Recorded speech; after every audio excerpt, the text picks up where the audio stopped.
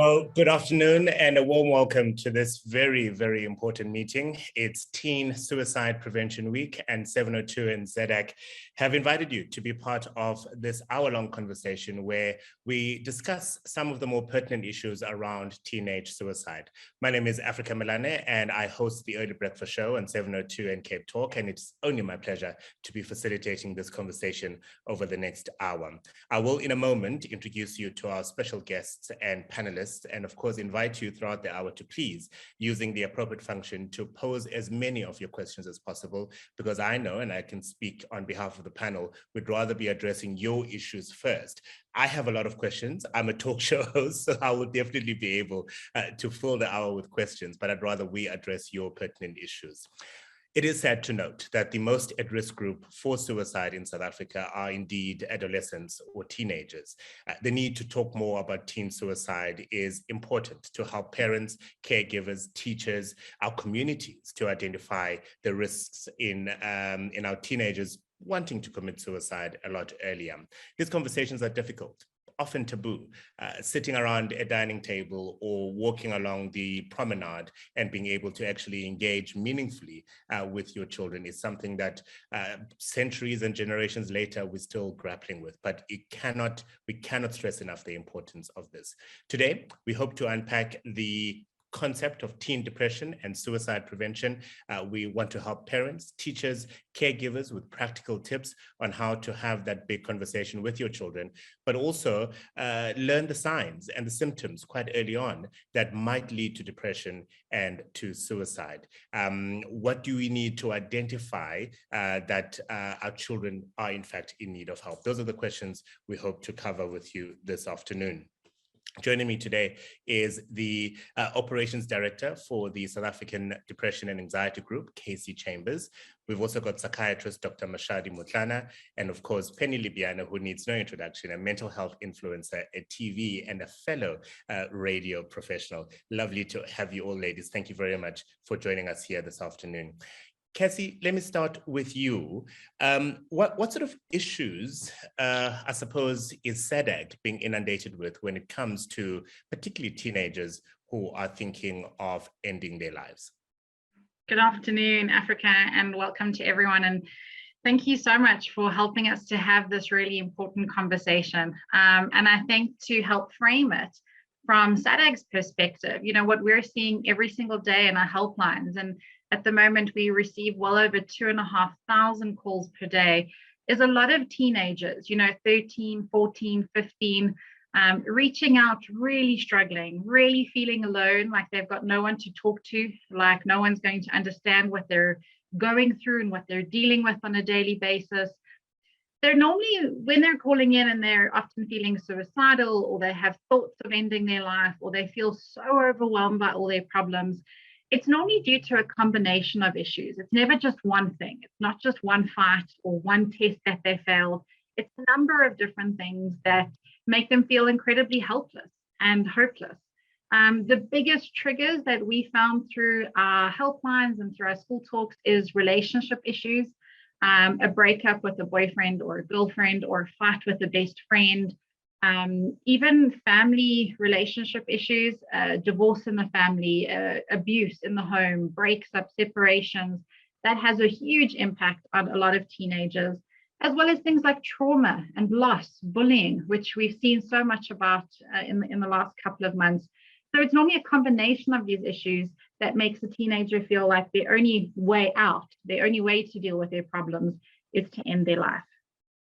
And of course, those kind of issues are deeply personal to teenagers, aren't they? It's often rare that they even bring those issues to either a friend sometimes, certainly parents or caregivers, teachers, you know, often the last people that they're going to go to discuss this issue. So how do we even, I suppose, tap into the fact that there are these issues in our teenagers? And you know, so many teenagers, when they're speaking to us, they often feel like adults won't understand what they're going through. And we can all relate. Being a teenager is really hard. The problems that you're dealing with at that moment seem like the end of the world. They are your world. You know, your relationships with boyfriends or girlfriends or significant others, relationships and socializing is a big deal when you're a teenager. So they often feel like they can't tell adults. Adults won't understand. My parents won't get me. I'm going to burden them with my problems. They're already dealing with a lot. And we had this a lot even during COVID. A lot of teens were too afraid to open up to their parents that they were struggling or they weren't coping, because they could see that their mom and dad were struggling financially, or they had also lost someone, or they were stressing, so they didn't want to add to the pressure. And they often feel like us as adults and parents and teenagers, kind of diminish what they're going through. Oh, it's just a relationship breakup, right? There's lots of fish in the sea, you'll get over it. Or so you failed a test or a term, it's okay, you'll get over it, try harder next time. We often brush off their problems and their issues, so they're not comfortable to talk about these to adults. And I think as adults and parents and teachers, we assume that our teens will come to us when they have a problem. We assume that they have the language to express that they're not coping or that they need help. We also assume that we are creating enough safe spaces for our teens to reach out. And what we're seeing at SADAG is that that's not happening. And we're hearing, unfortunately, more and more stories, more and more people reaching out to teenagers who have taken their life or who have attempted to take their life.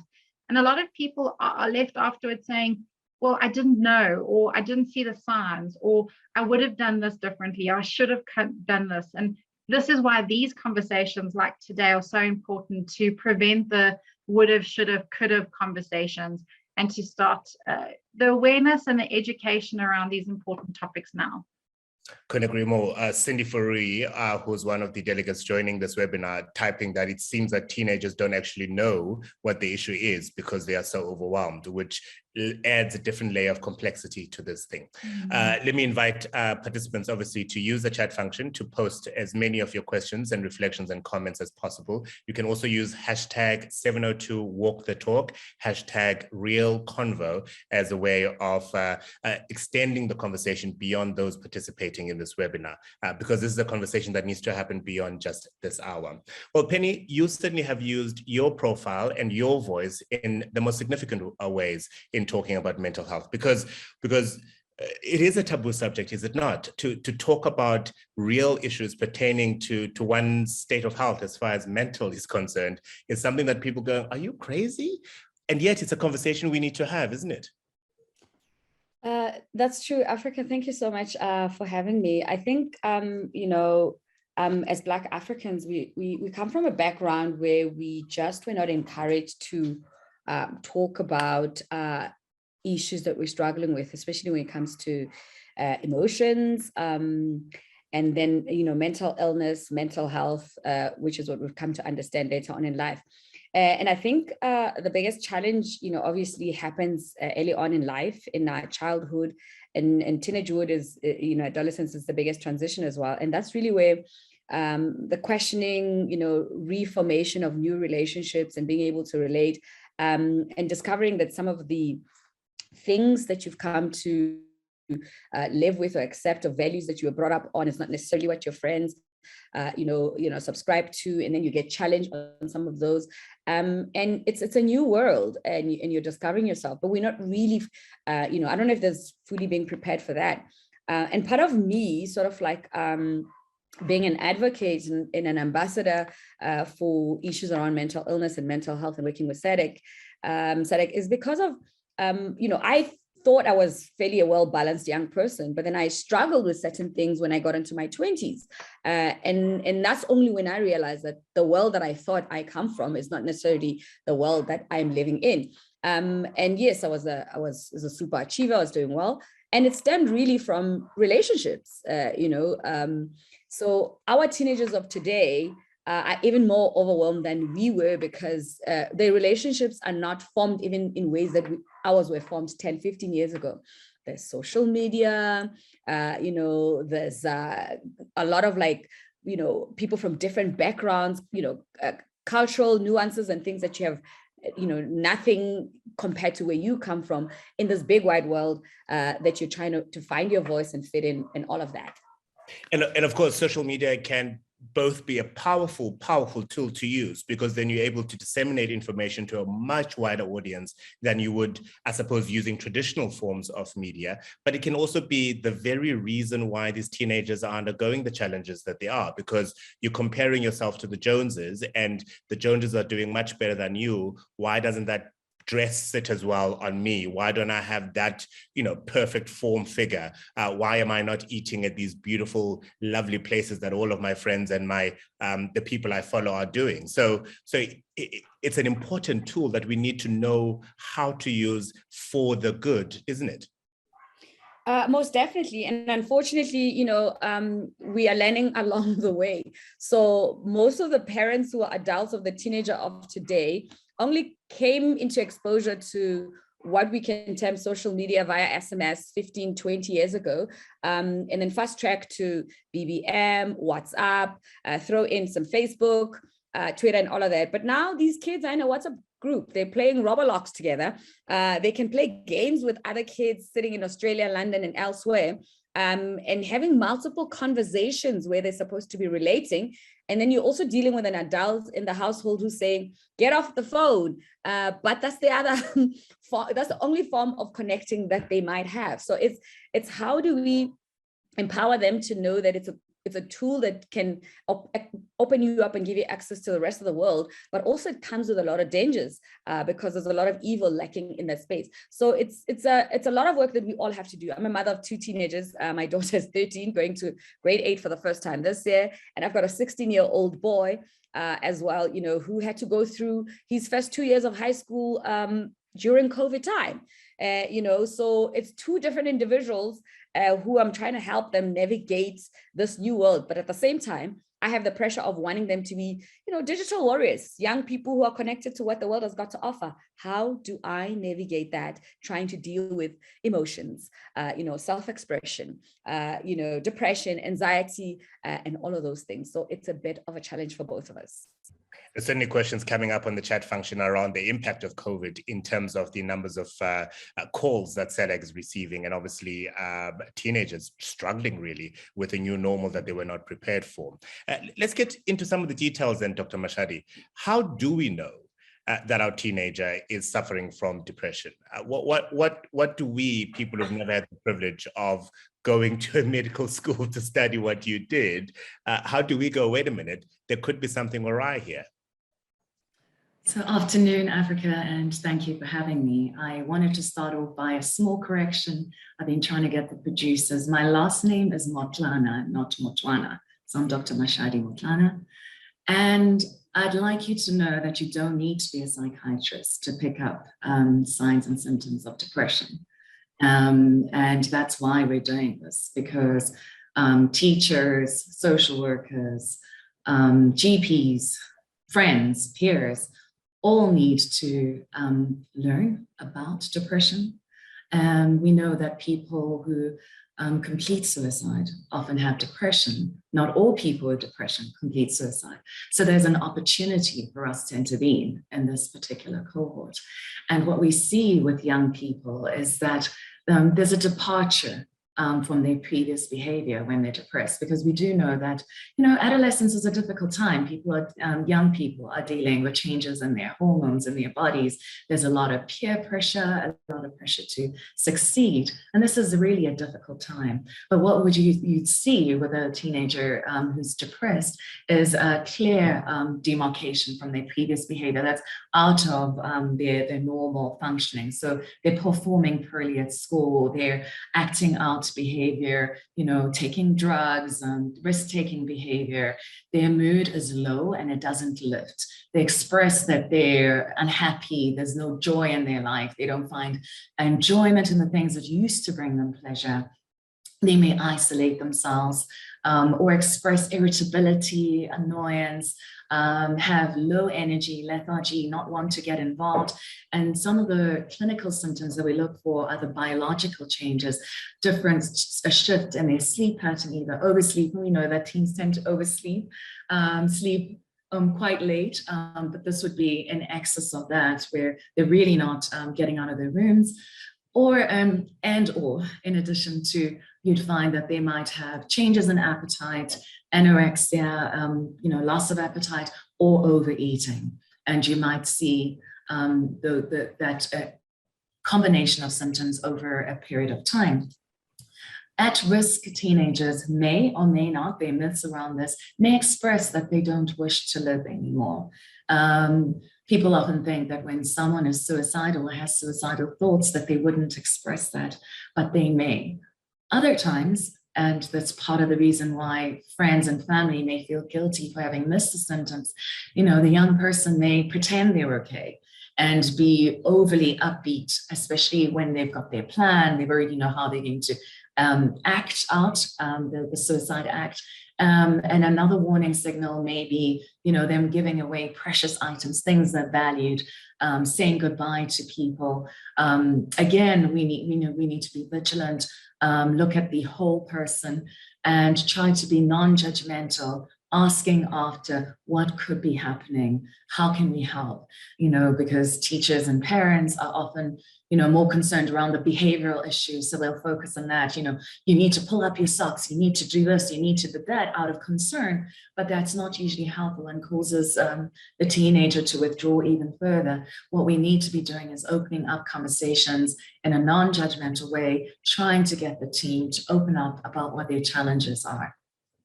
Because the challenge that parents, teachers, caregivers often find when you then reach out to a teenager, you're noting difference in behavior the answer often is, you won't understand, and almost close off to any kind of engagement.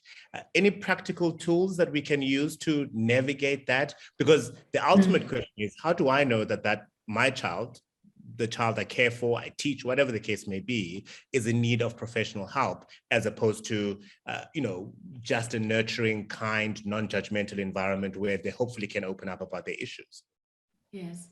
So I think a parenting style where a parent is involved in the child's life does help open up those kind of conversations, because the parent has been holding space, encouraging the child in terms of their academic career, in terms of, how to be resilient, face hardship. So if you have that kind of relationship with your child, then it's easier to open up the conversation. However, having said that, the teenager may still be closed off, as you rightly say. And it's being able to say as a parent, look, I'm concerned, but if you don't feel comfortable to speak to me, let's talk to someone that you do trust, whether it's a peer, a professional. That's a starting point. And if they're afraid to go on their own, offer to be there outside, with them. Don't pressurize them to be in the consultation room, because they may want to have the privilege and the privacy of consulting the professional on their own. But those are some of the ways in which you can get the team talking. And also, don't expect it to happen in one conversation. It might be an iterative process where you're constantly saying, I'm checking in on you, how are we making progress, and expressing that your door is open for that conversation. Before I return to Casey in a moment, let's talk about the distinction between girls and boys. From the data I've read, girls would attempt suicide, but because they'll be using things like sleeping pills and less violent means, we often can save them, if you like, before the fatal end to their lives. Boys tend to be slightly more aggressive in their approach, hanging themselves, using firearms. How does depression, I suppose, play itself out differently between girls and boys? So help-seeking behavior amongst female human beings, and I'm being gender biased now because I'm only speaking about males and females. Unfortunately, the data is not differentiated, so I'm leaving out a whole community of people as I speak, so forgive me for that. If we look at male and female data, females in general, whether they're adults or adolescents, tend to use less lethal forms of suicide. And yes, you're right, in that way we the suicides usually may not be successful, but it's usually not because they had no intention of it being a completed suicide. You do get different classifications for suicide. So there's a group, a cohort or teens that are suicidal. So they simply have suicidal ideation. both males and females. Then you get suicide attempters, and we call these parasuicides, where the intention is to call for help.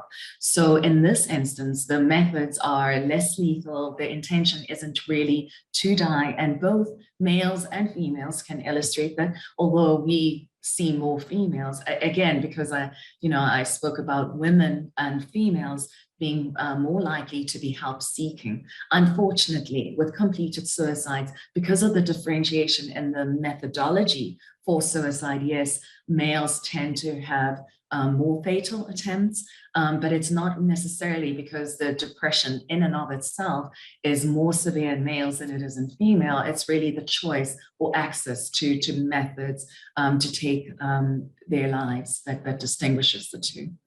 Yeah, I mean, I hope that's helpful. I was going to say the statistic that nearly 1 in 10 teenagers, that's 10 to 19, who die in South Africa die as a result of successful suicide. It really, really is worrying indeed. Thank you, Mashadi.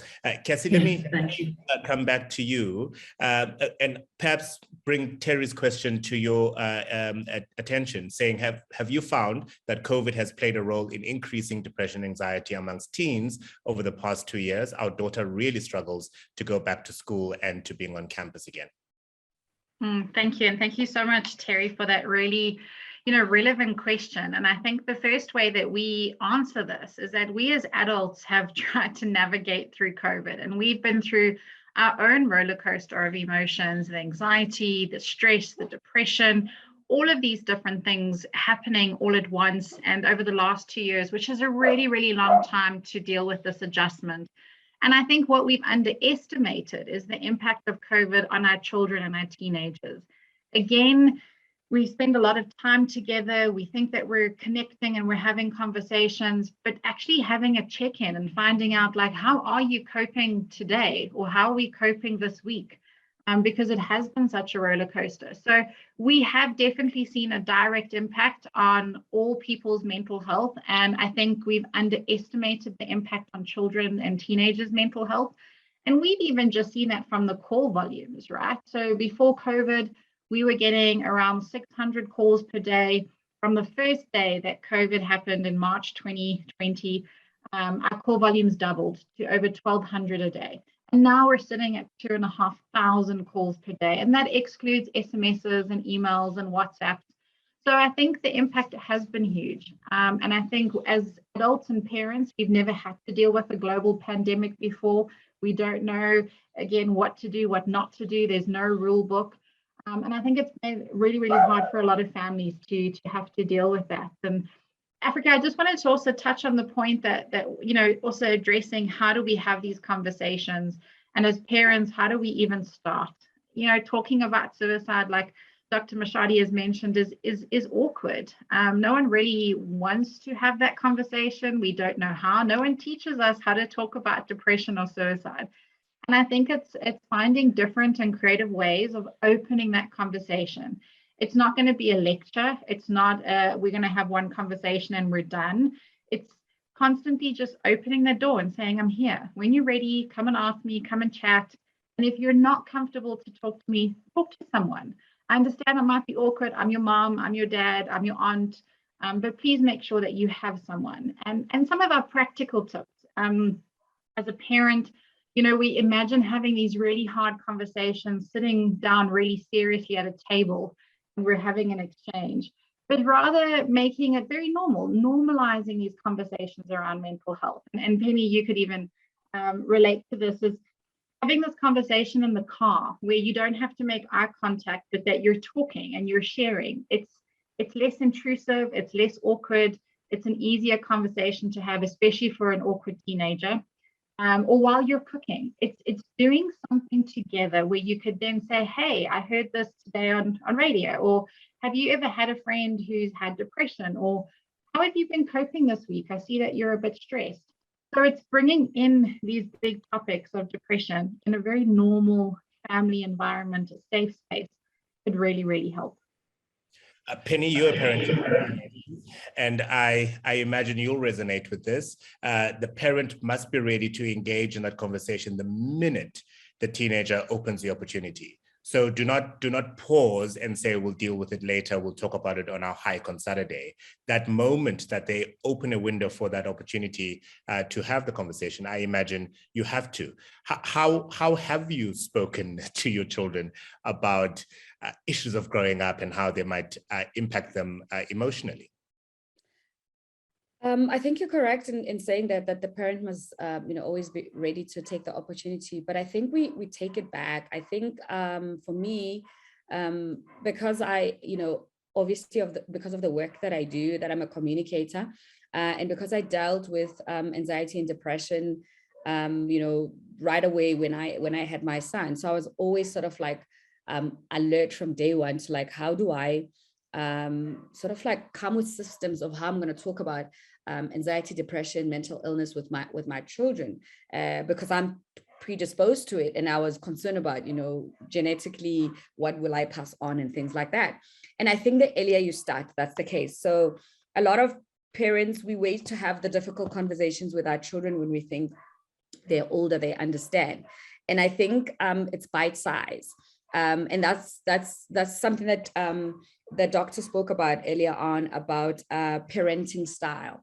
One of the things that I advocate for is for a lot of parents to, question everything about how you were raised, and then remove everything that you have a problem with it, and create a new style that should make sense to you and your children now. So from when the kids are smaller, and then whether they're throwing a tantrum or they're asking a question. For example, I used to work breakfast and I couldn't drop my kids.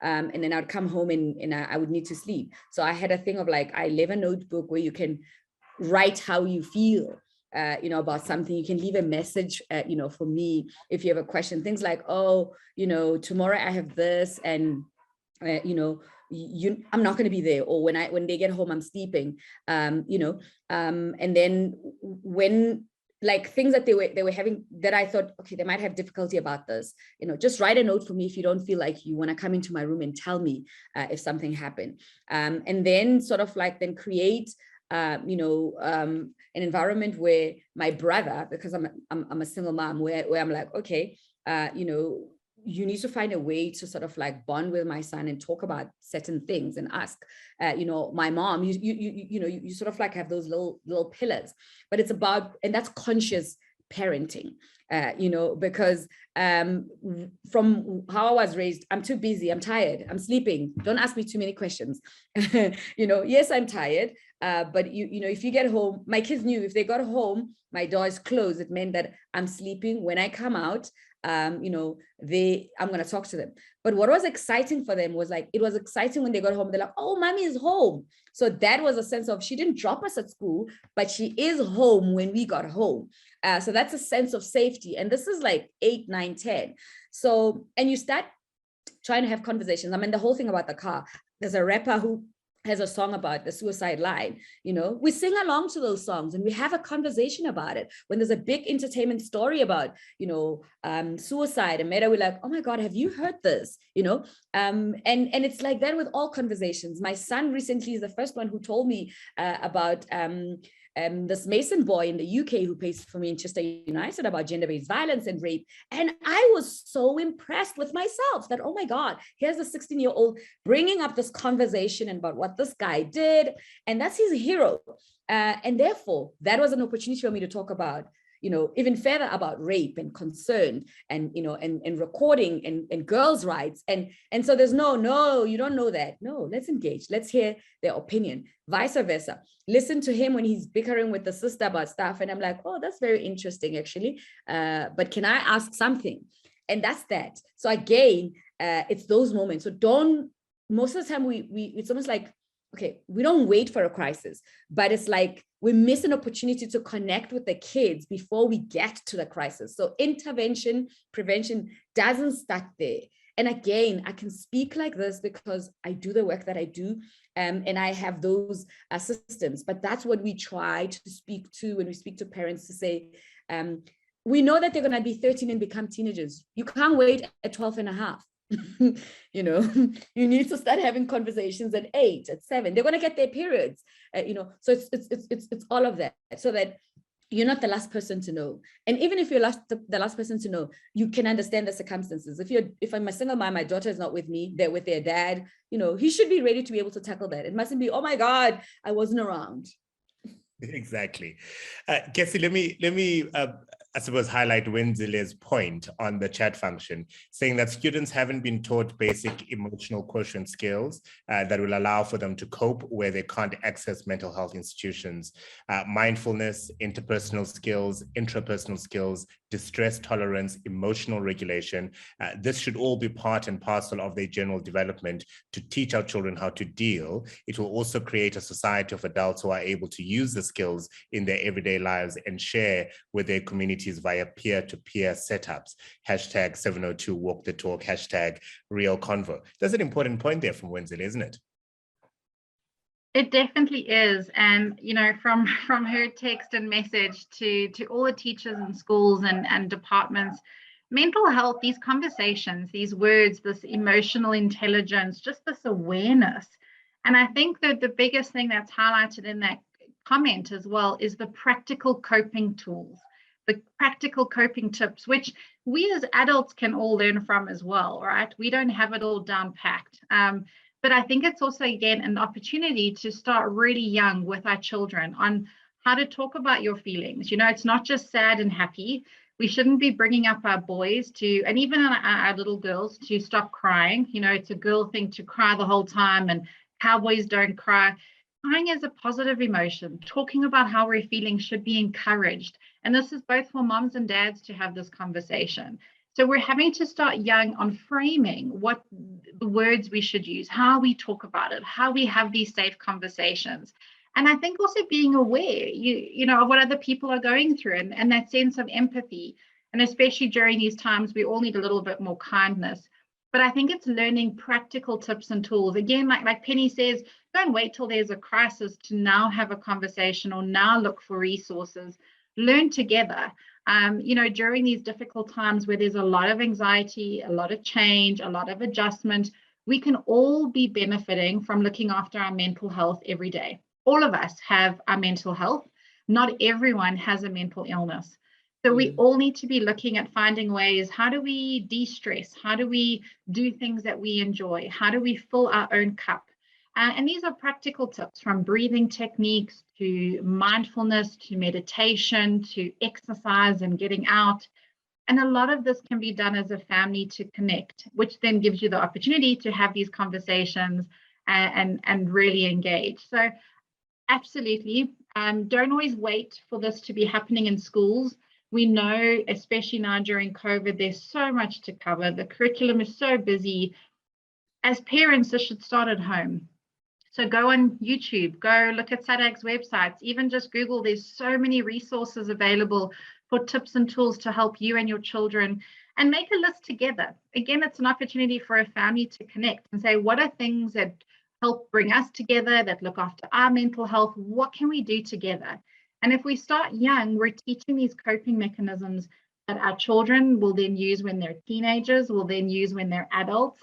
And it's an important thing that we all could do much better at, is looking after our mental health every day. No, for sure. Mashadi, a practical question from Dan Bavia saying, is there a chemical imbalance taking place in depression? Are we addressing this from this angle? So the theory holds that there's an imbalance in neurotransmitters, that there might be a relative serotonin deficiency. At least this is the reason why the kinds of antidepressants we use work on the neurotransmitter level. And so people call it a chemical imbalance. The real truth is that it's much more complicated, and that the more we know about the brain, the less we know. It probably, we're more likely to eventually find events around cells and DNA that cause these neurotransmitter deficiencies. So the neurotransmitter deficiencies are often a proxy for what's really going on in the brain. But the treatment is to try and increase the serotonin levels in order to improve mood. Some of the antidepressants also look at other neurotransmitters like dopamine or combination of dopamine, or looking at the synapse pre or post in order to increase the levels of neurotransmitters within the brain. So in that way, I hope it answers the question, but it's a little more complicated than just simply a chemical imbalance. Also, in addition, I just want to say that depression can be a result of a genetic predisposition. So if you have several family members, several generation first degree relations where there's a history of major depressive disorder, it increases the risk of developing depression. Depression is also can be a combination of environmental factors and genetic loading. In other words, suffering several setbacks, traumas, can also reduce the level at which the brain is able to recover from those traumas and put you at risk for depression. So we call it the stress diathesis model because both genes and environment can interplay. And in some individuals where there's a high genetic loading, in other words, the family history, they may lead less adversity, less stresses in their lives in order to present with depression. And vice versa, those that may not have a genetic history, but have had many severe episodes of traumatic incidents occurring, a toxic environment at home, being exposed to, for example, physical abuse in the home, financial difficulties, absent parents, bullying at school, so those kind of traumas all can, over time, the individual, especially when they don't have the tools to overcome their adversity, their ability to be resilient is tested, and this can also result in depression and suicide. And what Cassie was talking about is really about teaching resilience early on. And that's true, because as a parent, you only have some measure of control over the environment where your child is within your eye gaze, right? You're able to minimize those stress points, for example, that you're referring to. The minute they get out of your sight, be they in the schooling environment or playing soccer on the field with somebody else having to take them there, those are really measures beyond your control. And you all you can do is hope and pray that the interventions you've put in place since as young as they were able to ask questions, that will give them the tools to manage those stress factors, won't they? Yes, I think what Penny was saying about being an active parent, that information may not come to you, what's happening on the playground, whether there's bullying, but we know that bullying is real in the school. And so taking the time just to check in with your children is useful so that you can pick up on those things. Of course, parents aren't superhuman, so they can't control all environments, but it's about creating a space that enables children to be able to voice their concerns, their fears, help them manage their anxiety, help them manage their confidence, help them even be able to call out for help when they feel overwhelmed and unable to cope. So those are the instances where parents can actually provide that strength for children to cope in a very, very difficult world. And we spoke about social media, for example, also helping children to understand that this is a two-dimensional tool. You're only seeing the visual part of a person, sometimes voice. This does not represent reality, and this is not reality. So those kind of conversations that parents can have includes helping them to cope with those social pressures. So there is a lot parents can do. And I think with COVID, parents have been overwhelmed and forgotten the children in the mix because they too have been undergoing so much pressure. And we're hoping that, now that we understand that COVID is something that we're going to be living with some time, that we do address these issues, because the rates of depression, at least the data that I've seen in the US and Europe, is like 2 to 3 times more than it was pre-COVID. So we really are in the middle of a pandemic, a mental health pandemic. All right. Bronwyn Newman asking, how do we manage the combination of mood swings? Is there vitamins that can assist, or eating plans? I suppose this is practical way of going into some of the tools that we can use. Cindy, for example, saying that I picked up all the signs that Dr. Matlana was talking about, but what can we do about it? My son is bigger, stronger than me, gets aggressive, and there are certainly no drugs or alcohol involved. So mood swings are very different from a depressive episode. And teens are, commonly with raging hormones given to, getting irritable or upset, trying to test boundaries because they're becoming young adults. So we need to differentiate a mood swing, which can change from one moment to another within a day, from a prolonged episode of a certain mood, which may be down or irritable or euphoric if we're talking about bipolar disorder. So this is more a sustained mood, and it also has an impact on functioning. So you see children not coping, not doing well at school, marks going down, acting out behavior. So it's a combination of things, not simply shifting from one mood to another.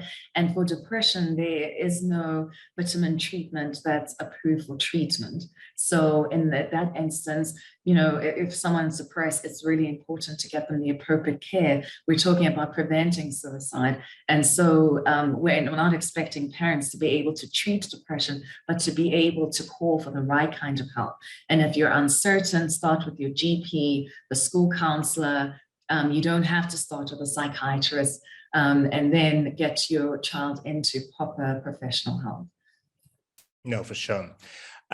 Someone on the chat line, Vanessa, saying I gained valuable insights when I was just there for my daughter, listening and first validating her emotions and acknowledging that those feelings are very real for her. That is when I had the most success in connecting with her, which really speaks and attests to what we've been discussing, especially what Penny was sharing about her children. Casey, a question for you. Are mental illnesses like depression and anxiety progressive? Would you be able to answer that?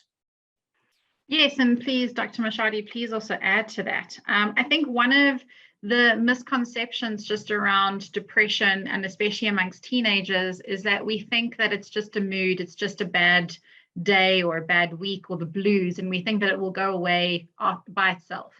And I think it's really important to note that the leading contributing factor to suicide, not just in South Africa, but around the world, is undiagnosed or untreated depression.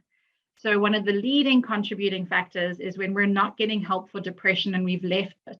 It can escalate to feelings of suicide. And when those feelings get too overwhelming, we're thinking about it the whole time, then it could lead to actually actions of suicide. So I think it's really important that, again, as preventing suicide and identifying the warning signs beforehand, is if you pick up symptoms of depression, any signs, and I think, again, in trusting your gut that something doesn't feel quite right, your child isn't quite themselves, rather talk about it more than once, rather encourage them to connect to help, rather speak to a mental health professional, encourage them to phone to SADAG, or even phone SADAG yourself as a parent and say, what do I do to help my teen? Because again, there isn't one size fits all. What do I help in this moment? It's the most important thing is to identify the signs early and get help. Depression doesn't go away overnight. It needs treatment. It needs professional help. And that's why it's really important to link to that care. You don't have to fix the depression, but you have to link them to the care that they need. In the same way that if your child was sick or had a broken leg, you would go to the professionals to get them help. And in the same sense, when your child is dealing with depression or anxiety, it's really important that you connect them to professional help. But Dr. Mashadi, if you want to add to that as well. Yes, so I just wanted to add that an untreated depression can really impact the functioning over time of a child and impact their personality too. That, you start to think that this person is a moody person and unhappy, not fun to be around. They become dysthymic. So it's a chronic low-grade depression. And the longer we leave an untreated depression, the more complicated it gets, including suicide, but even in terms of response to treatment. So that this is something to look out for.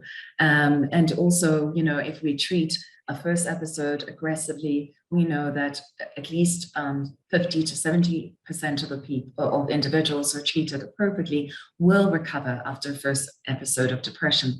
The remainder may be because, it's a chronic depression, and they then have recurrent depressive episodes, which is more than 3 episodes, in which case we treat chronic depression for as long as they need treatment. And I don't want to be, just negative. I do want to say that it is a treatable condition and there is help out there, and that we just need to use the appropriate resources to treat. And as Cassie rightly said, if it was a broken limb, you go to an orthopod. And somehow with psychiatric disorders, mental health issues, we treat them differently. We expect that people can heal themselves. And if, you pull yourself together, or if I do ABC, there's absolutely nothing wrong in tapping into professional help.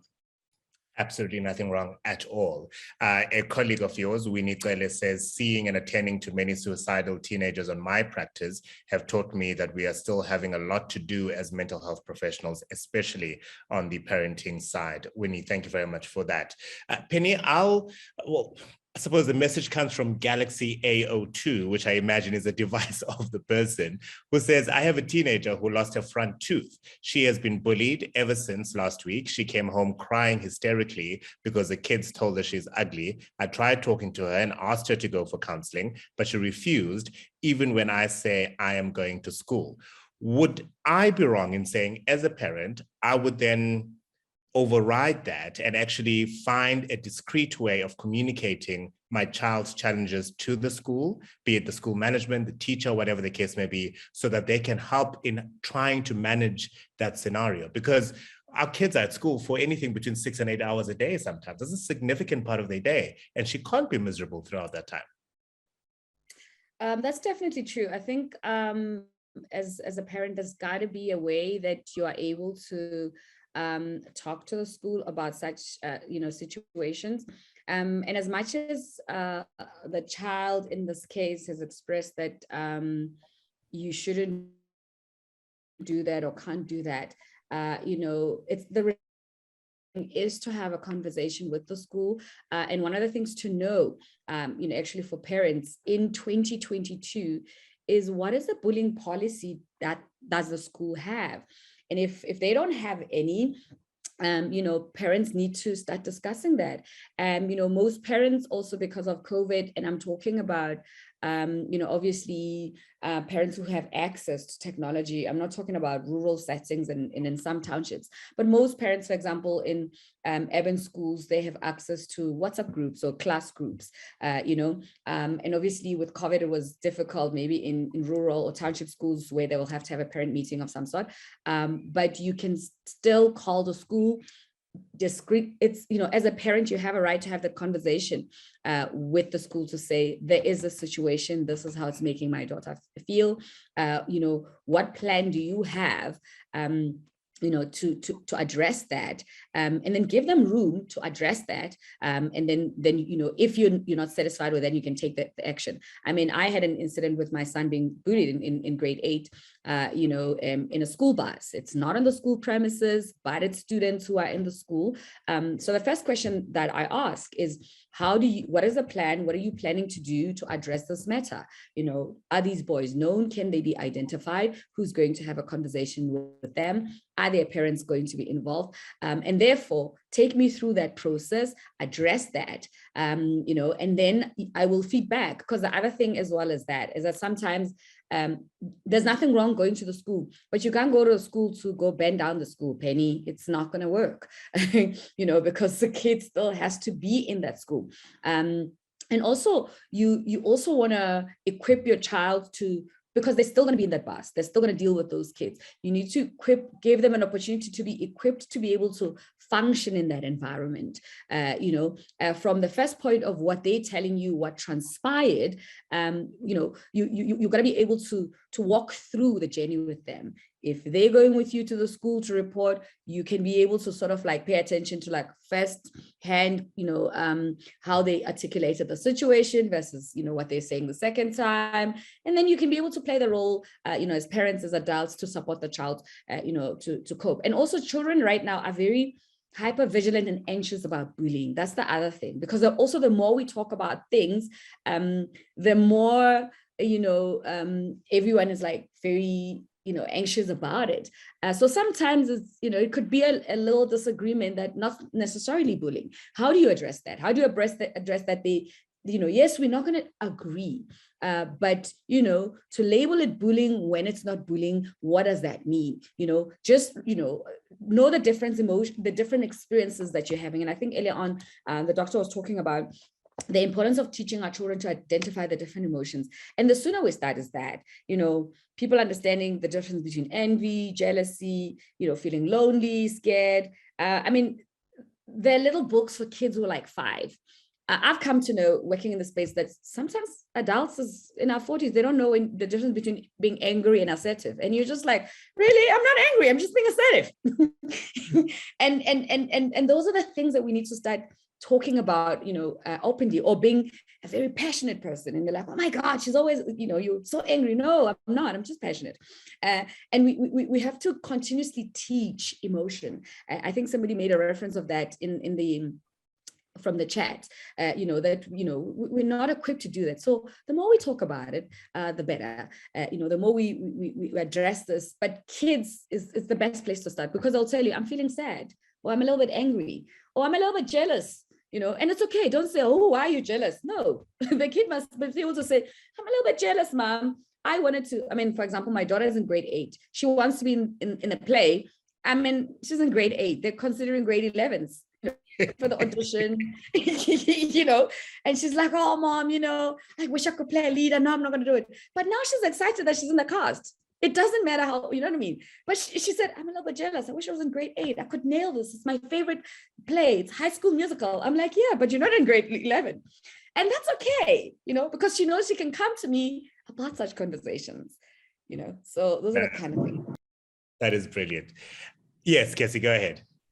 Sorry, I'd also just love to add what Penny says, and I think this is such a reaction, and it comes in as a parent, when a teen says, I have this problem, or you can see that your child is struggling, we want to fix it, right? We as parents, we want to protect our kids. We don't want them to feel pain or be embarrassed or to, heaven help, deal with bullying.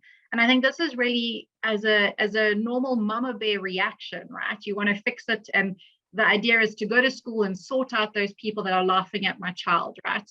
And I think a lot of us can remember when we were teenagers or young kids, we were bullied or laughed at for being different, too smart, too tall, to whatever the issues were. And I think we're always going to find those types of people in society.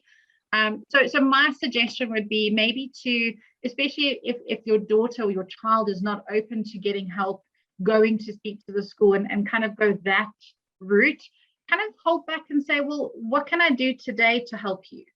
What can we do now that's going to make you feel better? And is it something, sometimes kids don't want you to have to go to school and report it because it makes it more obvious. They don't want to be the person that snitched or got into trouble. Maybe just pull back and have that conversation to say, okay, well, what's going to help you right now?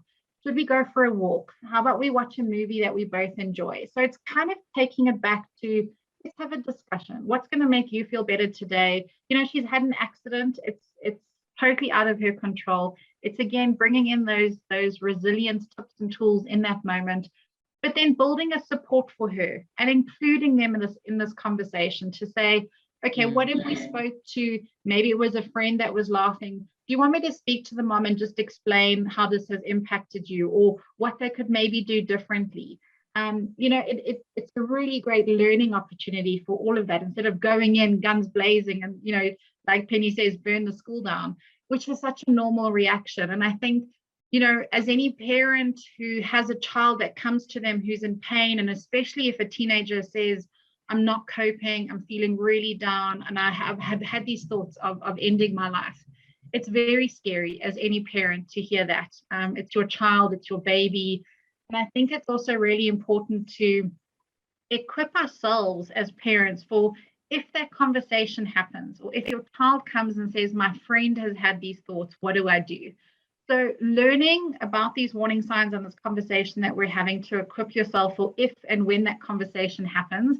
And don't assume that it will never happen to your kid. or it only happens to other people.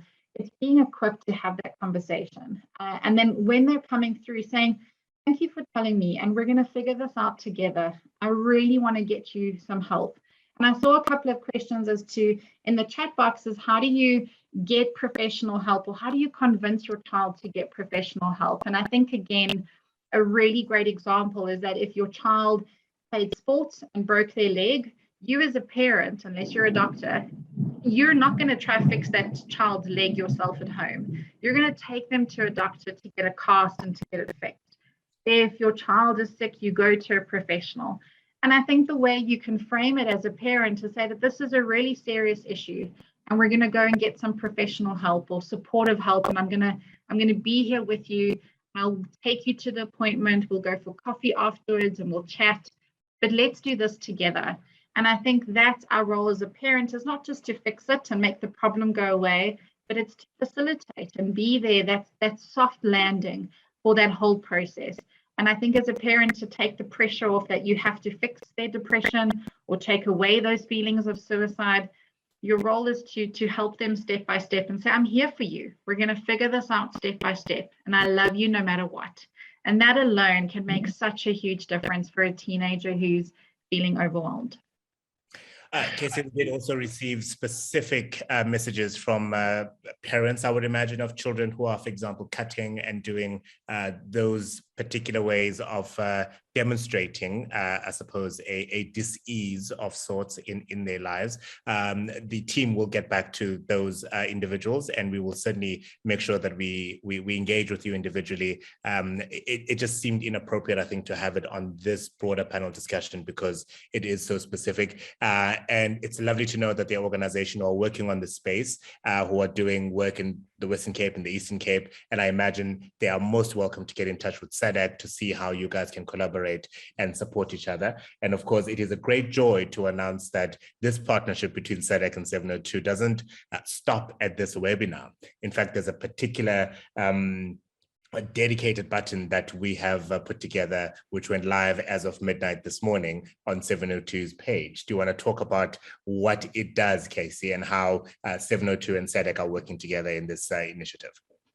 Absolutely, and it's really exciting because this is the start of having more of these conversations, right? 702 walk the talk, and we're definitely walking that talk today, but also not just today. It's going forward, is having more of these important conversations. And it's really encouraging people, just seeing so many people open up and share in the chat and share what they're going through and asking for tips and advice and how do you even start. That's what we're hoping to do, is that through this partnership between SADAG and 702, we have a dedicated button on the 702 website that if you're looking for help for your child or any other mental health issue, depression, anxiety, issues that you're having, depression in the workplace, trauma, grief, whatever the issue is, you can reach out to a counselor. You can fill in the details on the form on the website, and a counselor at SADAG will call you back. The service is available 7 days a week, 24 hours a day, and it's free telephone counseling and referrals and resources that we can provide. I think it's really making sure that we're creating these safe conversations, the safe community to have these hard conversations and topics discussed. We'll be hoping that in the next couple of months, we're going to be having more and more of these webinars to talk about things that are impacting your listeners and our community, and learning from each other and other experts. And I think the most important thing is, and now especially during COVID, is connecting people to help. So that's why the form is really great, is you can fill it in, a counselor will call you, and that we can help you and your family, your friends, your colleagues with any kind of mental health help that you need. And we've tried and tested it. A producer of this particular webinar filled out the form, and within literally less than 2 minutes was receiving a call from SADAG. So it absolutely works. You can find it on 702.co.za. We will no doubt have more of these webinars. There's a wonderful question from Patricia around our children who are off to university or boarding school, talking about that notion of a parent not being in the environment that you can control. How do you ensure that your child's mental health is intact? Patricia, I promise you we've noted that question, and I'm sure we're going to have a conversation around it. Another one is around death and bereavement. Often we forget about the children, right? It's the adults who need to mourn and to grieve and to deal with that process. The child will take care of itself, whereas we're certainly finding a move in a different direction to focus on how that young adult is necessarily processing the death of a parent, a loved one, an uncle, whatever the case may be, because that can manifest itself in many, many other ways. Thank you very much for joining us here this afternoon. Thank you to you, Casey, for your insights, the Operations Director for SADAG, Casey Chambers. Mashadi, thank you for your incredible easy, accessible way of dealing with very complex medical terminology, Dr. Mashadi Motlana, a psychiatrist, and of course, Penny Libyana. It's always a pleasure and a joy to have you on this platform, Mental Health Influencer, TV and radio presenter. Remember to continue the conversation using the hashtag 702 Walk the Talk, hashtag Real Convo. This conversation needs to extend beyond just this hour. This will be available as a link, and we'll share that with you. And please share it as widely as possible so that people can also learn how to identify the signs of anxiety and depression, and more importantly, where they can go and seek help where possible.